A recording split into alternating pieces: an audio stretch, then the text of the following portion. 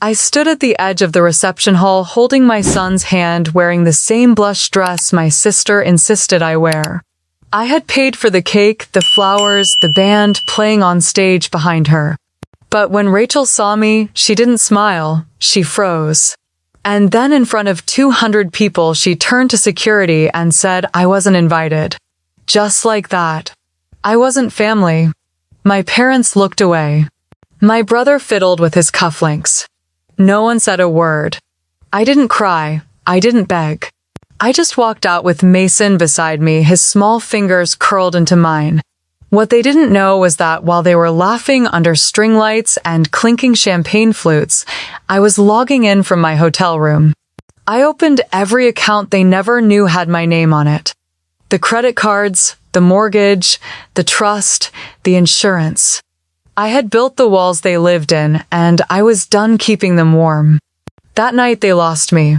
Not because they pushed me out, but because I finally chose to stop standing in the shadows of a family that never once turned around to see me. Weddings bring out the best and worst in families. At least that's what I told myself as I folded Mason's tiny khakis and collared shirt into our suitcase. My sister Rachel was getting married in Savannah next weekend, and despite everything I was going, I always showed up. Even when they didn't want me there. Even when they pretended I wasn't already the one holding everything together. I was 35. A single mom. A business owner. But to my family, I was still the quiet one who had messed up early and never quite caught up. Rachel, on the other hand, was the golden child. At 37, she was polished, poised, and perfect. According to my mother, Rachel had a gift for planning things, for being gracious, for making everyone feel welcome. I snorted softly to myself. I'd read the group email she sent to family last week. No +1s unless they were engaged or legally partnered. No kids at the ceremony. And guests should wear muted tones so as not to detract from the theme. When I replied asking if Mason could come just to the reception, she never wrote back. Instead, Haley, my sister-in-law, texted me a passive little note saying Rachel was already overwhelmed with details and I should just make it easy on her. Right. Rachel didn't want me there. That much had been clear since she got engaged. Every message I got felt like a reminder that I wasn't part of the real family club. I was the footnote. The girl who had a baby out of wedlock. The sister who lived in Austin, ran some arts and crafts business, and didn't post curated Instagram photos of wine nights and yoga poses. They didn't know that Clay & Coast, the digital marketplace I built from scratch, had crossed 8 figures in revenue last year. They didn't know that I'd paid off my parents' mortgage under a fake church donor program, or that I was the reason Ethan, my older brother, got to walk out of law school debt-free. I didn't tell them because they never asked. And because I was tired of performing. This wedding, though, it tested me. Back in February, I got a call from the venue's finance coordinator. She said they were having issues verifying the original sponsor's payment method, and the planning timeline was tight. I asked for details, and when I saw the numbers and how behind Rachel was, I made a decision. I didn't want to see my parents embarrassed. So, I had my attorney set up a shell LLC to quietly fund the rest of the wedding. Rachel never knew. She thought a local donor came through the nonprofit she once interned for. I thought maybe, just maybe, doing that would smooth things over. That she'd feel some kind of gratitude, even if she didn't know it was me. It didn't. A week later, she sent me a PDF of the dress code and suggested I choose something dusty, rose or beige if possible, so I wouldn't stand out in pictures. Mason wasn't even mentioned. I zipped the suitcase shut and took a breath. Mason was in the living room curled up on the rug with his sketch pad and a set of markers. He looked up when he heard me. "Are we going to the wedding, Mom?" I said, kneeling beside him. "Just for the weekend. Then we'll come home and do something way more fun." "Will I get cake?" I smiled. "Maybe. If your aunt doesn't freak out about you breathing on the dessert table." He laughed and went back to his drawing. Later that night, after he went to bed, I opened my laptop to check on a few vendor payments for Clay & Coast. I'd been coordinating with our fabric partners in Oregon for a new holiday launch, but a new email notification stopped me cold. It was from the catering company handling Rachel's wedding. The subject line read "Final invoice reminder, unpaid balance remaining." I clicked. The invoice was for $47,000. Final headcount. Upscale custom menu. Service gratuity. Payment due in 72 hours. Below the breakdown was the listed billing contact: Shoreline Harbor Events LLC. My LLC. The one Carmen helped me form last year when I started investing quietly into events and real estate. I scrolled through the payment history. The previous deposits all paid on time. By me. This last payment, though, it hadn't gone through. The automatic draft had bounced back because I'd forgotten to approve it manually this time. My stomach twisted. I hadn't meant to forget. I'd just been busy planning new partnerships, juggling Mason's summer camp schedule. But now, sitting in the quiet glow of my kitchen lights, I stared at the screen and realized something strange. I wasn't in a rush to fix it. Rachel had spent months acting like this wedding was her victory lap. She'd made it seem like every detail had come from her perfect sense of taste and her carefully balanced credit score. No one knew she hadn't paid for a thing since March. And suddenly I wasn't sure I wanted to be invisible anymore. I closed the laptop slowly and looked around my little home in Austin. It wasn't grand, but it was real. Everything in it was mine. Every picture on the wall, every piece of furniture I refinished with my own hands, and the boy sleeping in the next room, he was mine too. He was watching me, learning from how I handled every small silence and every loud dismissal. The wedding could go on without me. But the truth had waited long enough. I stood up, poured the rest of my tea into the sink, and turned off the kitchen light. The email was still open on my screen when I walked away. The balance was still unpaid. The name on the account still mine, and for now I was leaving it exactly that way. The next morning I woke up earlier than usual. Mason was still asleep, his legs tangled in his dinosaur sheets, one arm flung over his stuffed octopus. I let him sleep while I packed the last of our things. The Georgia air was going to be sticky this time of year, but Rachel's wedding itinerary included an outdoor cocktail hour, a photo session at the historic fountain, and a seated dinner in some garden venue that probably cost more than my first apartment. I folded Mason's khakis and his tiny navy blazer, carefully placing them between his t-shirts and socks. I knew there was a good chance he wouldn't even wear the formal stuff. Rachel didn't want kids at the ceremony anyway, only at the reception, and even that felt like a reluctant concession. As I zipped up the suitcase, I paused to look at the side pouch. Tucked inside was the dusty rose dress I bought on sale, the exact shade Rachel requested. I hated the color. It made me feel like fading wallpaper. But I'd bought it anyway, not for her, but because I didn't want to give anyone another reason to whisper. There was a time when I didn't care so much about appearances. Years ago, I was engaged to a man named Daniel, a vascular surgeon from Houston. He had a calm voice, polished manners, and parents who sent out embossed Christmas letters every year. We dated for 2 years. He proposed at a vineyard in Fredericksburg in front of our families. Everyone clapped. My mother cried. Rachel said I finally did something respectable. But 6 months before the wedding, I called it off. I was already 2 months pregnant. I never told him. I never told anyone right away. I just knew I couldn't marry someone who didn't actually know me. Daniel liked the version of me who dressed conservatively and laughed at his father's stories. He liked the girl who agreed to cancel her art exhibit so she wouldn't miss his cousin's engagement dinner.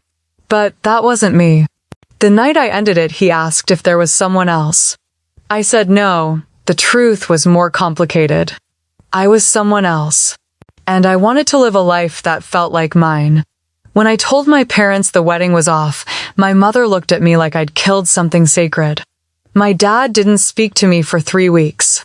Rachel told people I had lost it under pressure.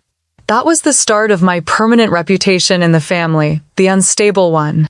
The disappointment. But I didn't regret it. Because a few months later, Mason came into my life. And while the world looked at me like I'd taken a detour, I knew I'd found my direction. In those early days, I worked nights assembling websites for local artists. I taught myself coding from YouTube videos and typed with one hand while nursing Mason with the other. My apartment was small, but it was ours. That was where Clay and Coast was born. First as a gallery site, then as a marketplace, then as something bigger than I'd ever imagined. No one in my family knew the details. They still called it your little Etsy thing. A ping from my phone pulled me back to the present. It was a reminder about our flight tomorrow morning. I clicked over to my inbox and there it was again blinking at the top of the screen. Final invoice reminder. Unpaid balance remaining. I stared at it for a moment. The last $47,000. The catering company was still waiting. 3 days until the wedding. If I didn't pay, it would be a mess. People would notice. My parents would panic. Rachel would explode. I didn't owe them anything. Not anymore. Still, I found myself opening my banking app. Mason walked into the kitchen rubbing his eyes, his hair pointing in every direction. "Hey buddy," I said, trying to sound lighter than I felt.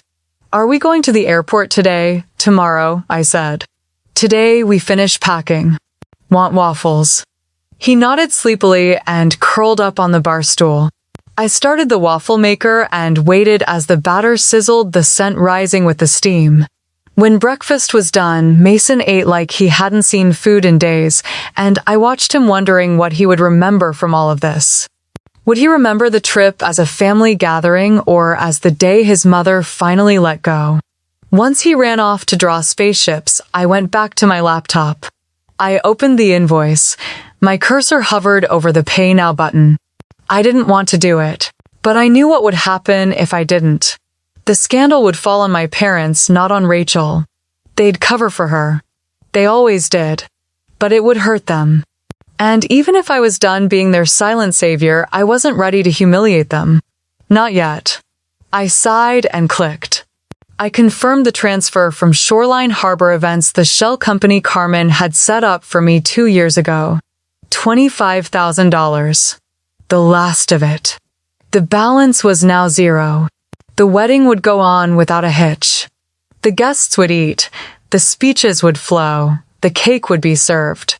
And no one would know that the entire thing had been propped up by the woman no one wanted in the pictures. As the confirmation email arrived, I closed my laptop and leaned back in my chair. The kitchen was quiet. Peaceful. The kind of peace that comes when you've done something that costs you but still feels like a choice. It wasn't about Rachel anymore. It wasn't about my parents. It was about control. They had made me feel small for years. But my name was on the contract. My signature made the celebration happen. They didn't need to know. But I would never forget. Savannah was humid in that particular way that clung to your skin and reminded you that every layer of clothing was one too many. Mason and I arrived at the estate late Friday afternoon, the day before the wedding, after a long connecting flight and a rental car that smelled like lemon air freshener and stale coffee. The venue was a historic white-columned mansion wrapped in vines and trimmed hedges, sitting smugly under the Georgia sun like it had been waiting to host something important. There were white folding chairs arranged in perfect rows on the lawn, signs pointing guests toward the ceremony arbor, and a small team of staff unloading floral arrangements from a white van. Hydrangeas. Everywhere. Mason gripped my hand tightly as we walked toward the entrance. "Do you think Aunt Rachel will say hi to me?" I squeezed his fingers gently. "We'll see, honey." Inside, the lobby smelled like peonies and wood polish. A woman in a headset and clipboard barely glanced at us before checking her list. When I gave her my name, her eyes scanned down and stopped. "Yes, you're here. Table 16 for the welcome dinner. But just so you're aware, children are not listed for the seated ceremony tomorrow." I smiled, trying not to show the flicker of irritation. "We'll only be at the dinner tonight." She nodded, already moving on. Haley spotted us near the reception area and came over in her peach floral dress, one arm, already holding her phone up like she was waiting for the right moment to go live again. Her face broke into a bright, calculated smile. "Avery, wow, I didn't think you'd make it this early. Isn't this place amazing?" I looked around at the high ceilings and polished floors. I paid for the central chandelier in the entryway even though no one knew it. "It's beautiful," I said simply. "And this little guy, oh my gosh, Mason, look at you. So handsome." Mason mumbled a shy hello, hiding slightly behind my arm. Haley bent down slightly, then turned her body just enough so the light hit her cheekbones. I knew the pose. She was about to hit record. "Well, let me get Rachel. She's been running around like crazy. I'm sure she'll want to see you." I doubted that very much. Haley disappeared down the hall, heels clicking on the marble. I took a deep breath and led Mason toward the welcome table where place cards had been arranged alphabetically. I found mine, small white printed in thin cursive. Avery Collins. Table 16, back corner. The seating chart was displayed on an easel and it was easy to spot the pattern. Immediate family up front, close friends in the middle. And then way in the back, a row of tables near the catering entrance. My name, tucked neatly among second cousins and plus ones. I didn't say a word. Later that evening, as the welcome dinner began, Mason and I sat at our table while servers brought out tiny plates of what looked like hand-twisted pasta and deconstructed caprese salad. The other guests at our table included a man who worked with the groom and a woman named Denise who had a toy poodle in her purse. Mason quietly unwrapped a small pack of cookies I brought from home. He was doing his best. He always did. And I could see the effort in his posture, the way he tried to sit up straight and use his napkin like I taught him.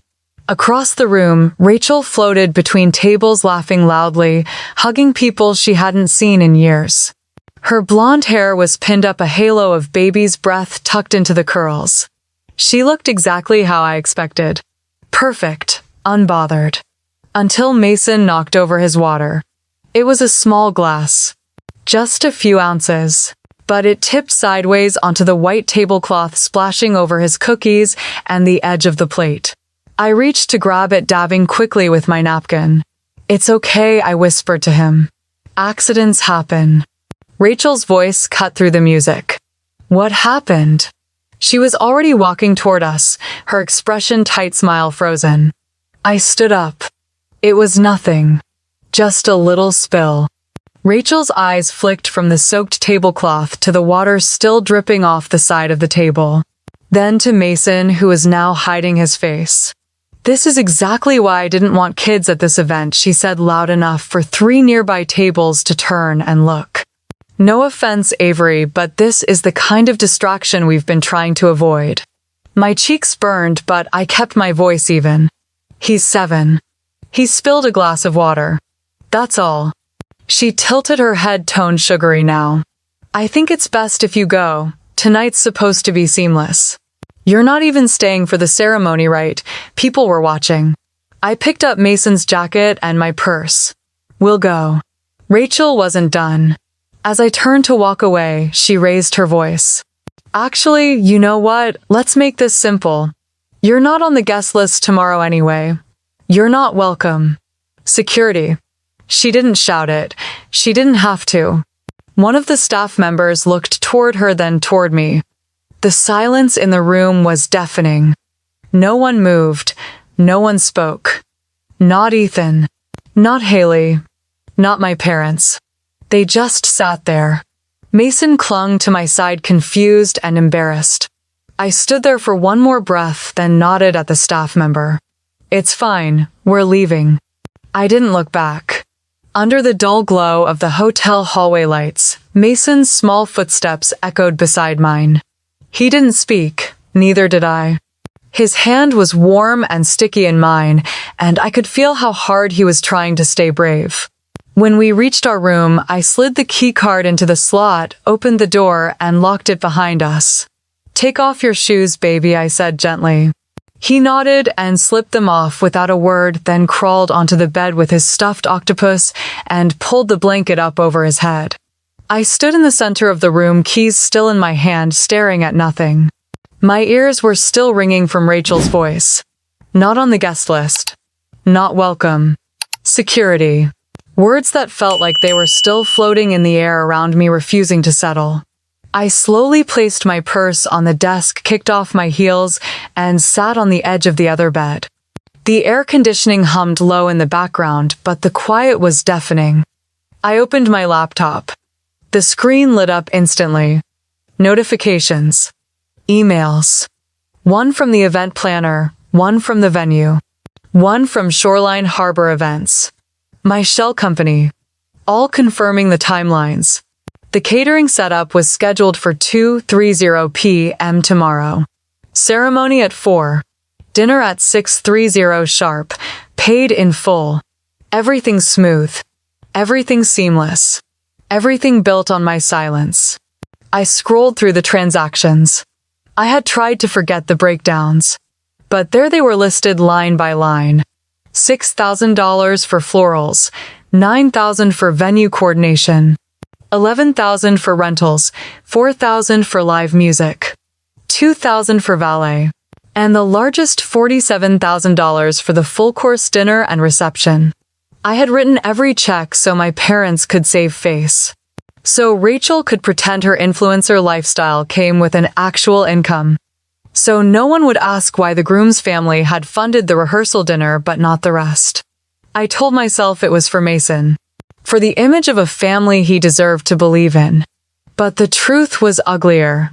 I had done it out of habit. Out of guilt. Out of a deeply ingrained reflex to clean up after everyone else. I stared at the numbers again, fingers resting on the trackpad. The $47,000 was scheduled to be charged at 9 a.m. tomorrow. The final payment. The last thread keeping this illusion together. Rachel had told me to leave. Publicly. In front of 200 people. My father had looked away. My mother had pretended to sip her wine. No one spoke up. Not a single hand reached for mine as Mason and I were walked out like strangers. I clicked open a new tab and pulled up the contact form for the event catering team. I didn't draft the message immediately. I sat with the weight of the decision. The decision to let them taste for once the consequences of forgetting who held the power. I typed slowly. To events at Piedmont Catering. Calm subject. Urgent request to halt payment. Dear Julia, please be advised that the final payment scheduled under Shoreline Harbor Events for Saturday's reception is no longer authorized. Do not proceed with the 9 a.m. charge. I understand this is short notice, but due to unforeseen circumstances, our partnership with the Collins wedding has been terminated. Thank you for your understanding. AC, I read it twice. Then hit send. It felt like exhaling for the first time in years. The truth was I didn't owe them a clean exit. Not after tonight. Not after being erased in the middle of a room I paid for. Let them scramble. Let them taste a fraction of the panic I'd been swallowing for years. I closed the laptop and sat in silence. Mason's breathing was steady under the covers. I got up quietly, pulled a bottle of water from the mini fridge, and stepped out onto the tiny balcony. The city was quiet this late. I could see the distant glow of streetlights and the silhouette of moss-draped trees. The cool air hit my skin, and I realized I wasn't angry anymore. Not really. I was done. Quietly, completely done. No announcement. No scene. Just one silent decision that would echo far louder than any of their words ever had. I didn't sleep that night. Not really. I laid beside Mason, listening to the soft rhythm of his breath and staring at the ceiling of our quiet hotel room while memories I had locked away started knocking again. They always came back this time of year. Thanksgiving. Christmas. Mother's Day. All the days families were supposed to gather, laugh, remember they belonged to each other. Every year I bought my own gifts, wrapped them too. One year I even scribbled Mason's name on the tag so it felt like someone thought of me. My parents always claimed they were too busy or forgot to check shipping deadlines. Rachel once sent a group text saying she'd Venmo me later for a birthday she never mentioned again. And yet I made sure the table was full, the lights were hung, and no one ever had to ask where the money came from. I thought I was holding the family together. But really I was just patching over the cracks they refused to see. 3 years ago, Rachel asked to borrow my name. That's how she phrased it. I need to get a line of credit for a side project. It's nothing big. You know how banks get weird when it's your first LLC. Can you just co-sign? It was more than that. She needed my name and my credit score. What she really needed was Clay and Coast's silent weight behind her to convince a bank in Nashville that she had backing. I let her. I didn't ask questions. I told myself I was helping her grow, that she just needed a little push. 2 months later, the business folded. A candle startup with overpriced branding and poor inventory control. She walked away unbothered. The bank came after the guarantor. Me. I paid off the remaining loan in full. $32,000. She never said thank you. She told her friends I had offered. That I believed in her. As if I had been begging to be involved. That was when I started documenting everything. Quietly. Every dollar, every loan, every trust disbursement. I had a spreadsheet with tabs and dates and routing numbers. If they ever tried to rewrite the story, I would have the receipts. I opened my laptop again. The blue screen stung my eyes. It was still dark outside. I typed slowly, carefully, then attached the summary file I had created over the past year. To Carmen. Ayers at Ayers Legal Group.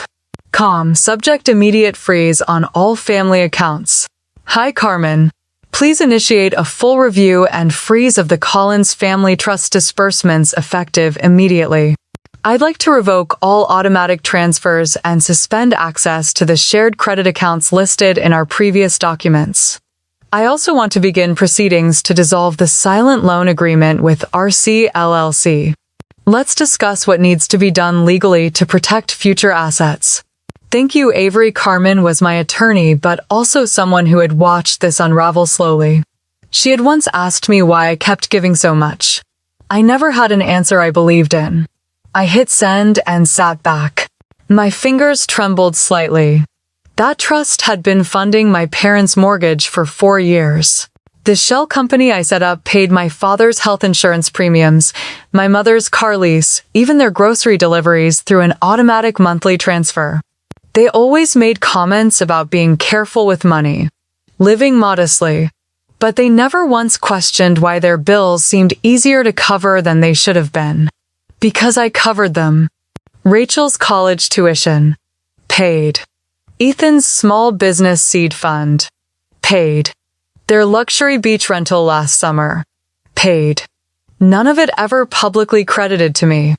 That was the condition I agreed to from the start. I wanted peace. I thought invisibility would buy me love. Or at least gratitude. Instead, it bought silence. Disrespect. Dismissal. I shut the laptop and walked to the window, pulling back the curtain just enough to watch the sunrise. A soft golden hue spread across the rooftops, warming the brick walls of Savannah. Somewhere across town, Rachel would be waking up, curling her hair, sipping something with collagen powder and oat milk, preparing for a ceremony paid for by someone she had ordered to be removed the night before. Except she wouldn't know yet. Not until the florist couldn't finish the centerpieces. Not until the venue called for confirmation and got radio silence. Not until the caterers didn't arrive. I imagined the moment she realized. And I felt nothing but calm. The air outside was cool and still as I stepped onto the balcony, barefoot, coffee cup in hand.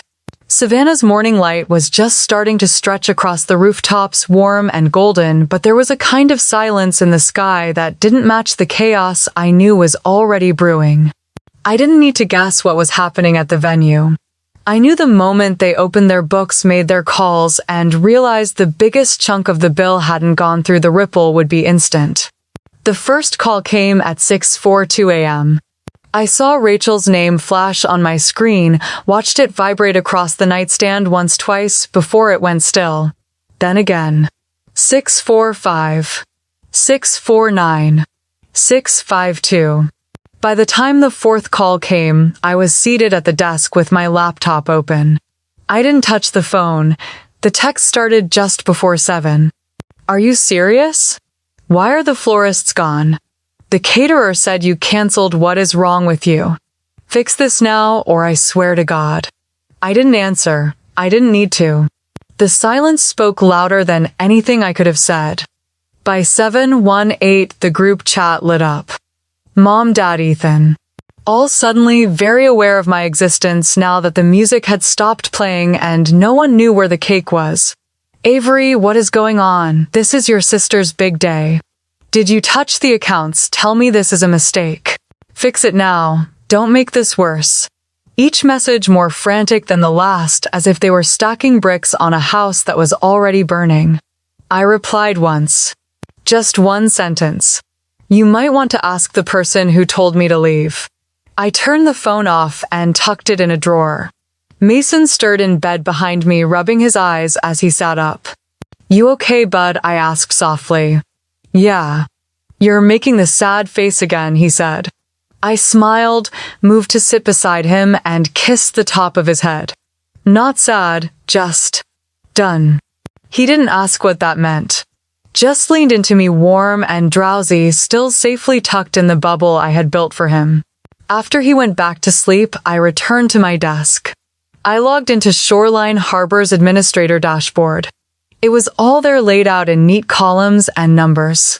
Every payment I had approved, every transfer that kept their lives floating, all hidden behind a company name no one ever cared to ask about. I clicked into the first tab, Family Credit Accounts.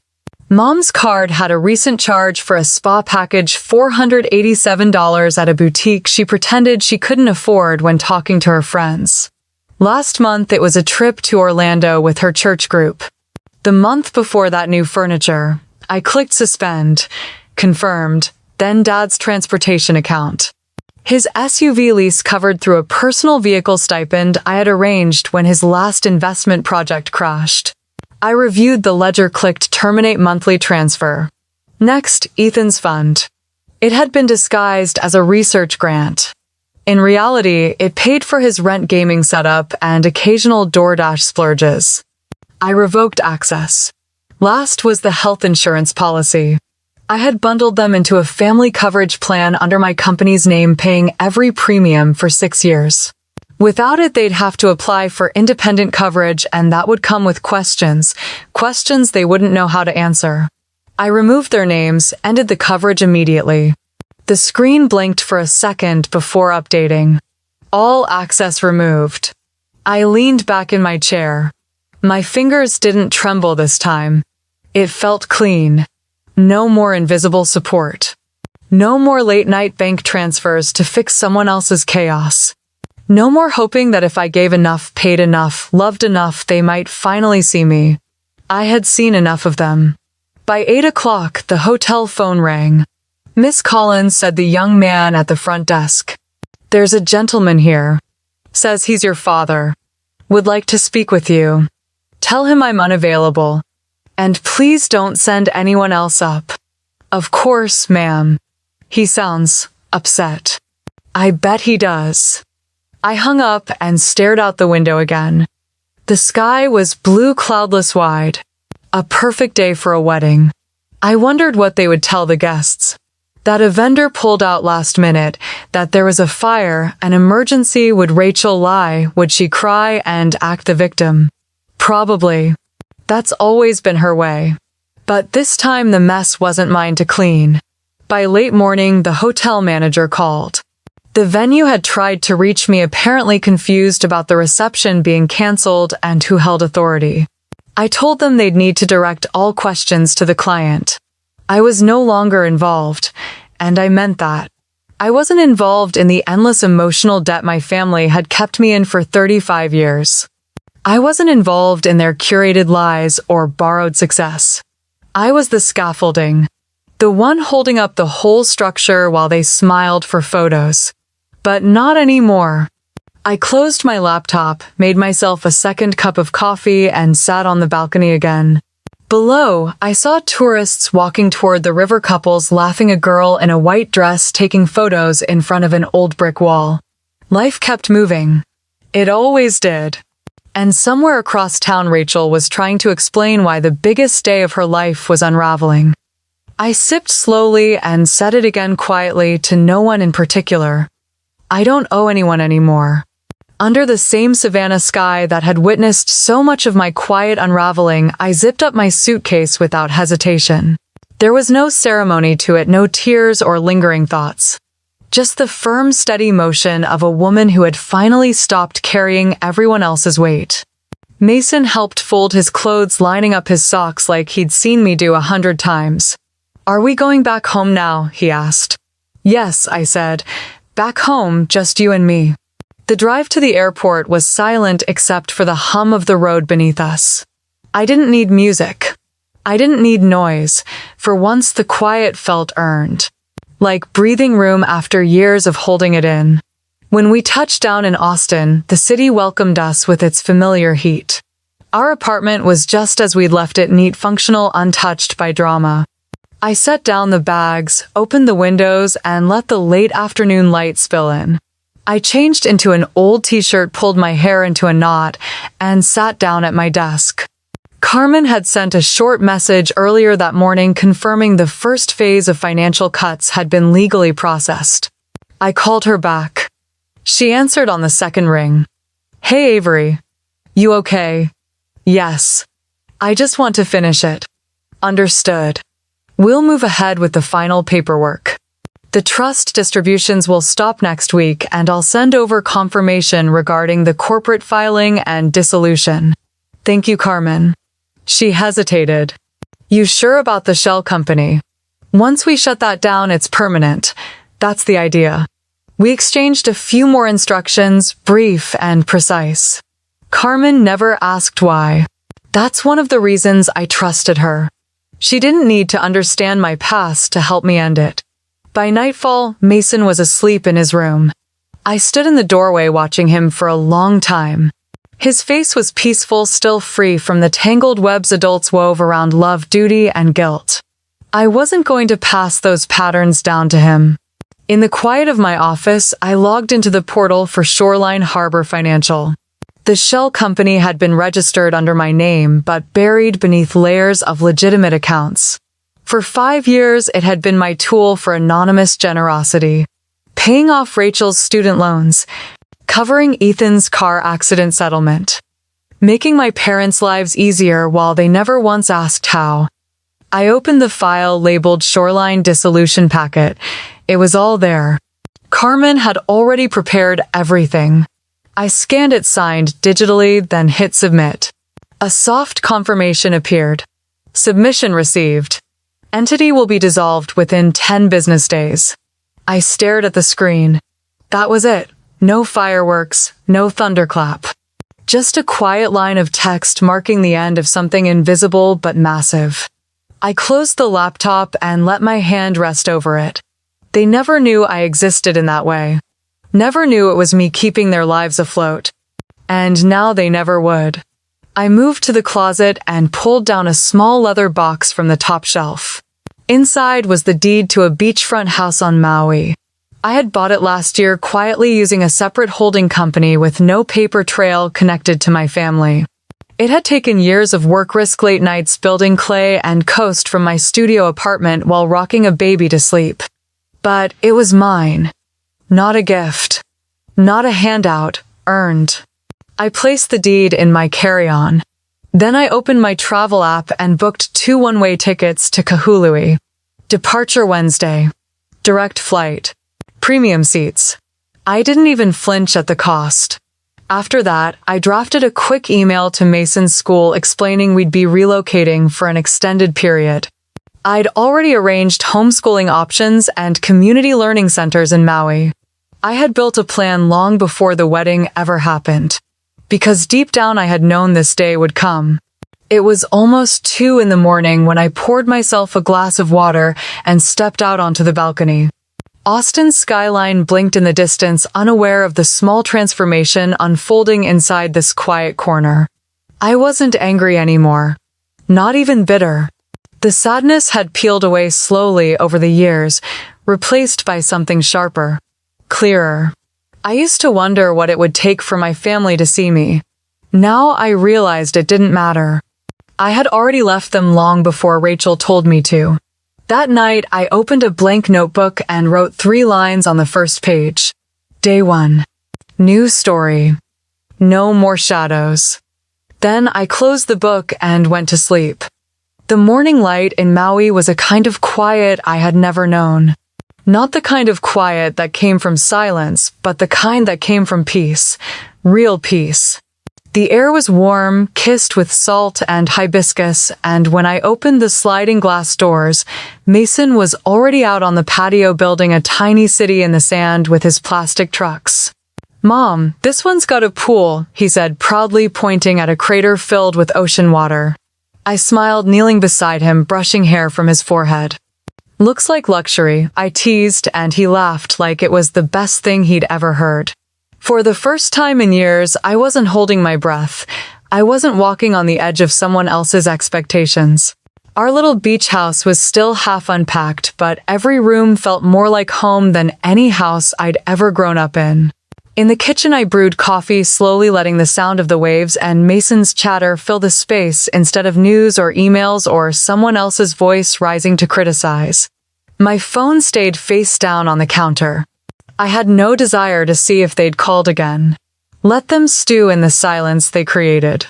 Later that afternoon, while Mason napped curled in a towel by the lanai, I sat on the porch with my leather notebook and opened it to a fresh page. I didn't plan what to write. I just started.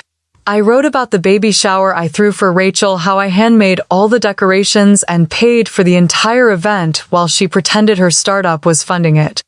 I wrote about the time Dad's car broke down and I wired the money from a separate account while he thanked Ethan for figuring it out.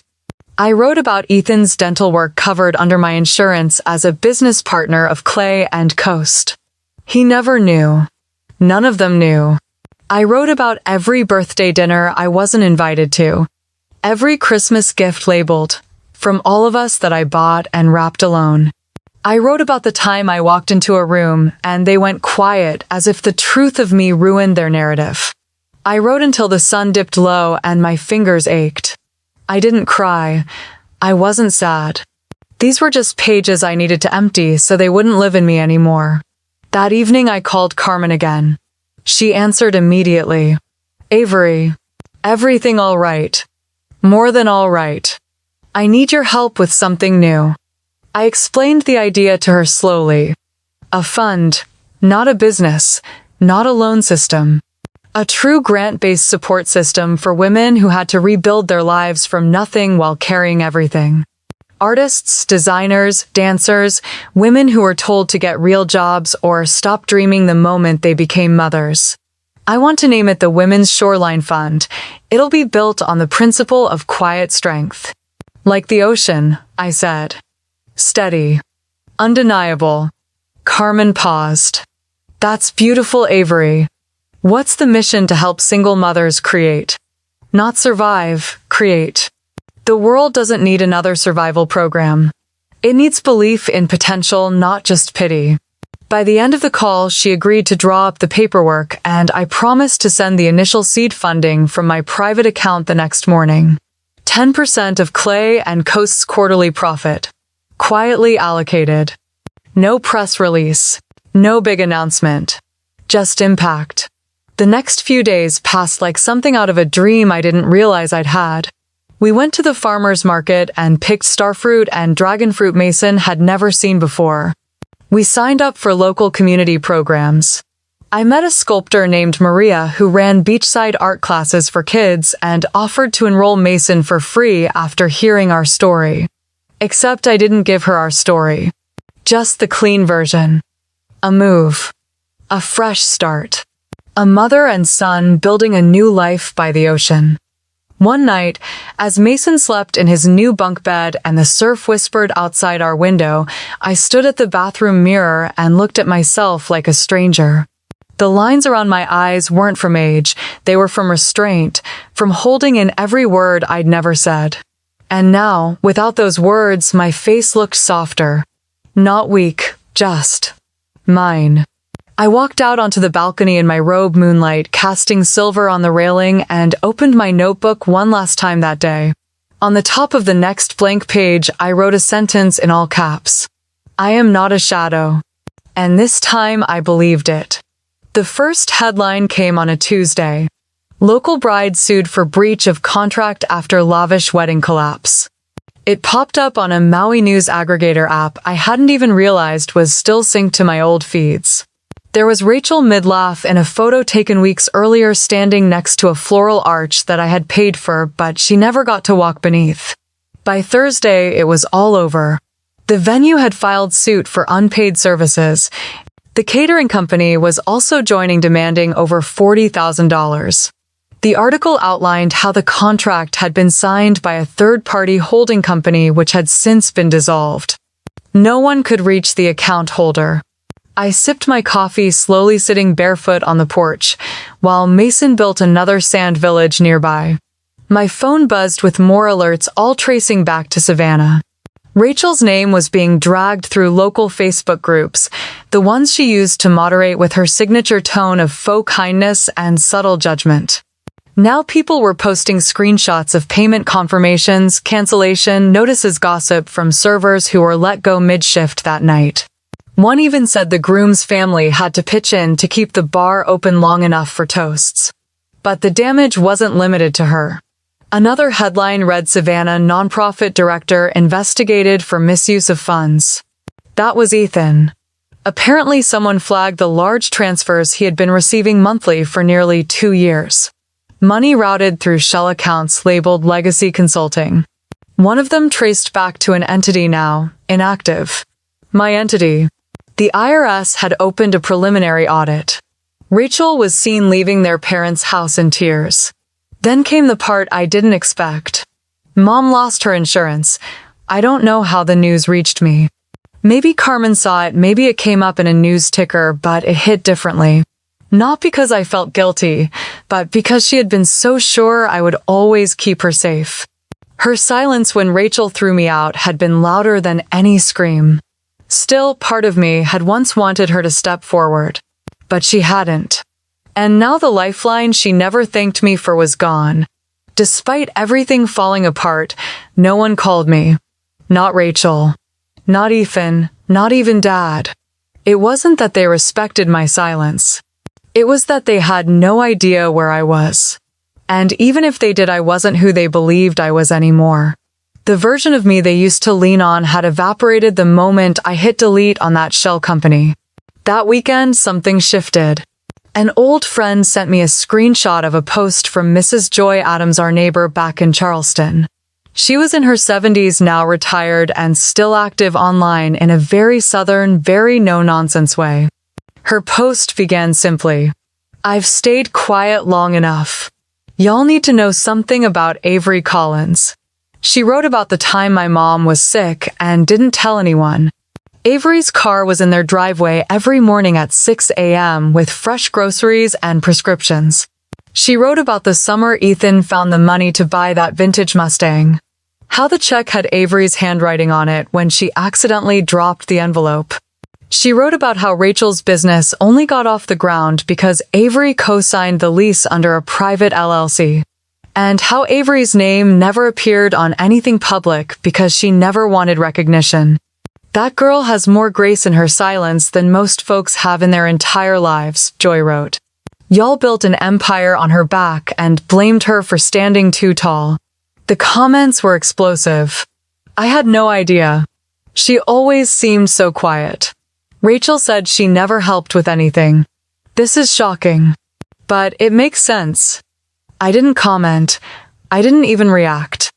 I just sat there looking at my screen, feeling a strange combination of release and sorrow. It wasn't about revenge. It was about someone finally seeing me without me having to hold up a sign. That night, I walked down to the beach with Mason. He held my hand as we tiptoed into the tide. "Look," he said, pointing at the sky, "the moon's following us." "Maybe it is," I smiled, brushing his curls back. "Maybe it's making sure we're okay." We stood there quietly, ankle deep in water, the moonlight silvering the waves around us. And for the first time, I wasn't watching the past burn behind me. I was watching my future come into view. The envelope sat on my kitchen counter like it didn't carry decades of silence. I hadn't seen that handwriting in years, but I knew it instantly. Slanted and elegant, every loop and line the same as on the birthday cards she used to leave blank inside because she didn't know what to write. The letter had been forwarded from my old Austin address. She had sent it to a P.O. box return, not their house, like she wasn't ready to be that vulnerable yet. I let it sit there for hours. I made Mason lunch. I watered the succulents on the lanai. I wiped down the counter twice, even though it was already clean. My fingers hovered above the envelope more than once, but I didn't touch it again until the house was quiet, the sun low, and the ocean soft and blue beyond the windows. I opened it with a butter knife. No drama. No ritual. Just curiosity, maybe a little fear. Avery, I don't deserve a reply. I don't even expect one. I just needed to tell you I was wrong. I read those first lines 3 times before continuing. Her handwriting was neat, controlled, but I imagined her hands shaking just slightly as she wrote. I've thought about what happened that day, what I did and didn't do. I've thought about the way you walked away and how no one followed. I let Rachel speak for all of us. And in doing that, I failed you. I didn't raise you to be invisible. But somehow I let you become that in your own family. There was no defense, no justification. No blame placed on Rachel or wedding stress or misunderstanding. Just acknowledgement. You were the steady one, the strong one, the one who never asked for credit but gave it anyway. I didn't see it until you were gone. I hope wherever you are you're safe, you're happy, and you're with people who see all that you are. I folded the letter slowly. My chest ached in a way I hadn't felt in months. Not the sting of rejection, not anger. Something more fragile. Something like being seen just a little too late. I didn't cry. I tucked the letter under a coaster and watched the steam rise from my mug of chamomile tea. The next morning my phone buzzed with a call from Ethan. I almost didn't answer. I stared at his name on the screen until the call nearly timed out. Then I pressed accept. Hey, he said quietly. I waited. I owe you an apology, he continued. And probably a lot more than that. There was no bravado in his voice. No arrogance. Just a tired honesty. I'm working with auditors restructuring everything. I know it's a mess. I know I let it get there. You never once said anything, never asked for credit, but you kept the lights on in more ways than I knew how to admit. He took a breath. We grew up thinking asking for help was weakness. I realize now you weren't just helping, you were holding up the roof while we pretended to build the walls. I didn't respond right away. I just listened. I didn't promise anything. Didn't offer comfort. I let his words hang between us like they belonged to him, not me. Before we hung up, he added, I hope you're okay. I mean that. I believed him. But I also knew that believing didn't mean inviting back in. Later that afternoon, my phone pinged again. This time it was Rachel. Just us. Can we talk 5 words? No punctuation, no context. Like nothing had ever happened, like I was just another contact on her list. I read the message once. Then I put the phone face down on the table. I didn't respond. It wasn't revenge. It wasn't silence for silence's sake. I had simply outgrown the version of myself who needed that conversation to feel whole. That evening, Mason sat cross-legged on the floor with his sketchpad tongue poking from the corner of his mouth as he colored in a crooked palm tree. His sun was purple, his ocean was yellow. He hummed a tune I didn't recognize, and I let it fill the room like a blessing. I watched him for a long time. His joy was so simple, so unburdened. I picked up the envelope from the table, folded it in thirds, and walked to the bedroom. In the bottom drawer of my dresser sat a few keepsakes I had carried from place to place. A worn photo of Mason and me in front of our first shared apartment. A dried hibiscus bloom from our first week in Maui. A ribbon from one of the gallery shows I had curated years ago in Austin. I placed the letter beside them. I didn't lock the drawer. Forgiveness isn't always about forgetting. Sometimes it's just choosing to set something down instead of carrying it further. It's making space where pain used to live. I closed the drawer gently. Then I returned to Mason and took a seat beside him on the floor. He handed me a blank sheet and a green crayon. "Draw something with me, Mommy." I smiled and began. Under Mason's direction, my palm tree leaned too far left and my waves looked more like spaghetti noodles, but he beamed like I had painted the Mona Lisa. We taped our drawings on the sliding glass door and watched the sunlight filter through the crayon lines. He declared the living room an art gallery and made me promise not to sell any of the masterpieces until he was famous. I told him I wouldn't take a single offer under $1 million. He laughed and said even that was too cheap. Later that week, I woke early and walked down to the water before the island heat set in. I stood ankle deep in the surf, breathing with the tide. When I returned to the house, I found an email waiting for me from Nora, my CFO at Clay & Coast. The subject line read, "We did it." I opened the message and stared at the number on the screen. Our total revenue for the last quarter had broken every projection. Our Seattle partnership had gone live. 3 of our ceramic lines were already backordered.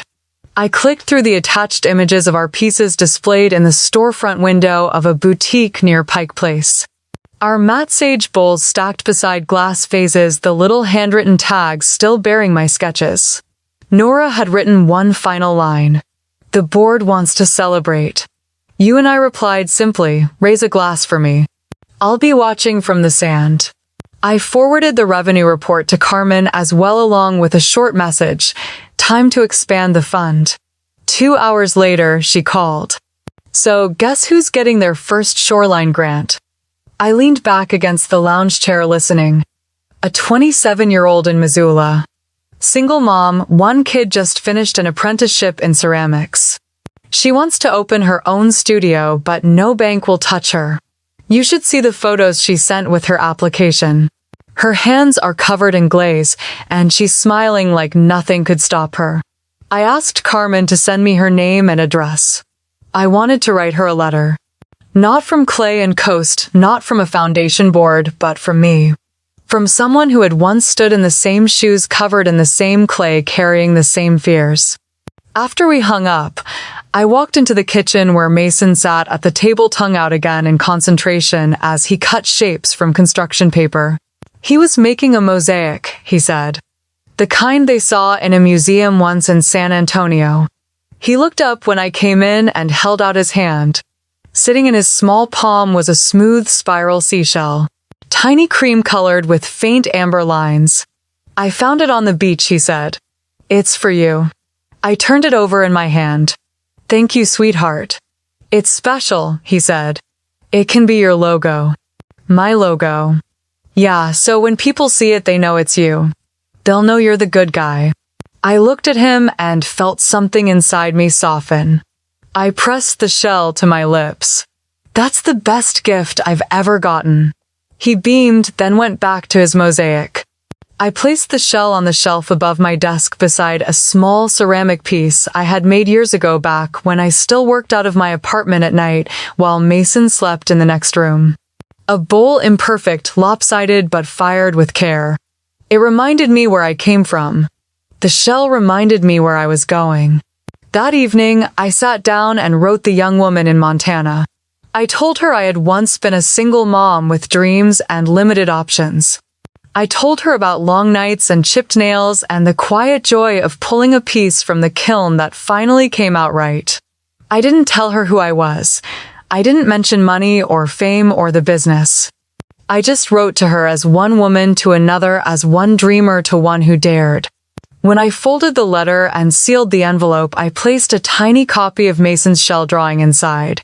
"Just in case you need a reminder," I wrote in the margin. Back on the lawn, Mason curled up beside me as the stars came out, the air warm and still. We watched the sky for shooting stars and made up names for constellations that didn't exist. He pointed out one that looked like a teacup, then a dragon, then a dog in sunglasses. "You're gonna be okay, Mommy," he said sleepily. I kissed his hair and whispered, "I already am." I tucked Mason into bed, kissed his forehead one more time, and walked out to the lanai with a mug of warm tea. The night air smelled like sea salt and plumeria. Waves kissed the sand just yards from my feet, a gentle hush rising and falling like breath. I sank into the cushioned chair beneath the porch light, wrapped the blanket around my legs, and let the quiet hold me. For a long time, I thought the day Rachel threw me out of her wedding would be the memory that hurt the most. I thought that moment would haunt me forever. But tonight, when I closed my eyes and saw it again, I didn't feel the sting. I didn't feel small. I felt free. It wasn't the end of my story. It was the moment I stopped asking for a seat at their table and built my own instead. They had written me out, quietly, gradually, as if I would never notice. But I had. And I had walked away. No screaming, no spectacle. Just steps taken one after another until I stood in a life I had made with my own hands. Clay and Coast had just signed a distribution deal with a major home goods brand. We were going national. We had hired 3 new artists last month. The grant fund had received its 8th application in 2 weeks. Carmen was already drafting a proposal to grow the nonprofit arm. Mason had started calling the house ours, not the rental or the beach house, just ours. He helped water the plants each morning. He built elaborate forts with driftwood and leaves. He had stopped asking about Grandma or Uncle Ethan or Aunt Rachel. They hadn't tried to call in weeks, not since the last check bounced, not since the invoices came due. Maybe they had finally understood that the pipeline had ended. Maybe not. It didn't matter anymore. Their silence was just another kind of answer. I reached over and picked up the small spiral shell Mason had given me. It sat beside a candle and a stack of books. I turned it between my fingers, listening to the soft whir of wind curling through its hollow center. It was strange the way the body learns to relax again. How stillness no longer feels like danger. How joy doesn't require permission. I used to think I had to be quiet to be safe. To be needed, to be seen. I used to think love meant sacrifice, and that family meant debt. But none of that was true. Not really. What was true was this: I had built a business from nothing. I had raised a kind, curious, brilliant little boy. I had protected people who never thanked me and then let them go without vengeance. I had chosen myself, finally, not out of spite, but out of truth. Joy Adams had emailed me a few days ago. She had seen the post go viral, the one she had written after everything unraveled back home. She said strangers were messaging her, thanking her for speaking up. She said people were finding courage in her words. She said she hoped I was proud. I was. Of her, of me. Of the messy, winding, imperfect path that had brought me here. I heard the creak of the screen door behind me and turned. Mason padded out barefoot, rubbing his eyes. Couldn't sleep? I asked softly. He shook his head and climbed into my lap, his small body curling easily into mine. He looked out toward the water. It's loud tonight. That's the tide pulling back, I said. Getting ready for tomorrow. He rested his head against my chest and closed his eyes again. I held him there, feeling the rise and fall of his breath. And mine. In the morning, we'd go to the farmer's market. He'd ask to buy fruit we wouldn't finish. I'd let him. We'd come home and I'd shape clay with my hands and write letters to women who hadn't been seen in years. We'd eat pancakes for dinner and fall asleep on the couch watching a movie neither of us would finish. I didn't need grand gestures anymore. I didn't need apologies wrapped in flowers or phone calls filled with excuses. I didn't need the family I was born into to understand the woman I had become. I just needed this. This moment. This peace. This love I had built from the ground up. Maybe you've been there too. Maybe you've stood quietly in the back of someone else's story, hoping they'd turn and finally see you. Maybe you've waited for permission that never came, for gratitude that never arrived. Maybe you've given until there was nothing left but your name on a bill no one would claim. And maybe one day you walked away. If you did, tell me. Tell me what made you choose yourself. Tell me how it felt the first time the silence didn't hurt. Tell me what freedom tastes like in your life. Because I believe you're not alone. And neither am I.